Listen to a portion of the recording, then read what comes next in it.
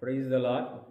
கிறிஸ்து பிறப்பின் பண்டிகை எல்லாருமே பயங்கர கிராண்டாக கிறிஸ்மஸ் மோடில் ஒரே செலிப்ரேஷன் எல்லா பக்கம் ஓடிட்டே இருக்குது. இந்த கிறிஸ்து யார்? இவர் எதற்காக இந்த பூமியில பிறந்தார்? இது வந்து ஒரு பெரிய ஒரு கேள்வி.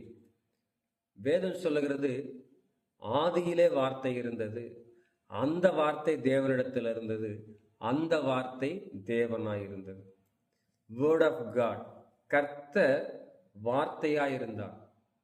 அப்ப அந்த வார்த்தையாகிய கடவுள், வசனம் சொல்லுகிறது, மாம்சமாய் வெளிப்பட்டார். மனித உருவிலே பூமியிலே கடவுள் மனிதனாய் அவதரித்து பிறந்தவர் தான் கிறிஸ்து. அதுதான் கிறிஸ்து பிறப்பு.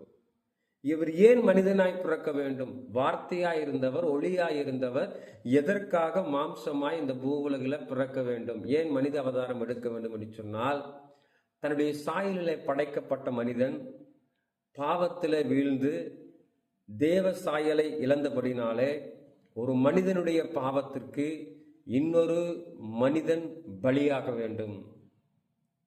அப்போ அந்த பாவம் செய்த மனிதனுடைய பாவத்திற்கு விலைக்கிரயமாக பாவமே செய்யாத ஒரு ரத்தம் சிந்தப்பட வேண்டும். அதுதான் மன்னிப்பை கொடுக்கும்.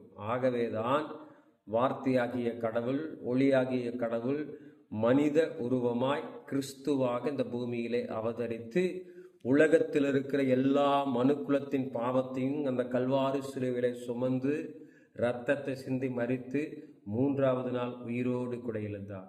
இதை கேட்டுக்கொண்டிருக்கிற அன்பான கர்த்தருடைய பிள்ளைகளே, உங்களுடைய வாழ்க்கையில் இருக்கிற பாவத்தை நீக்குவதற்காக, சாபத்தை நீக்குவதற்காக வார்த்தையாகிய கடவுள் மாம்சமாக கிறிஸ்துவாக பூ உலகில் பிறந்தார். உங்களுக்காகவே அவர் பிறந்திருக்கிறார். உங்கள் வாழ்க்கையை மாற்றுவதற்காகவே பிறந்திருக்கிறார். அவரை விசுவாசியுங்கள். உங்களுடைய வாழ்க்கை பிரகாசம் உள்ளதாய் மாறும். God bless you.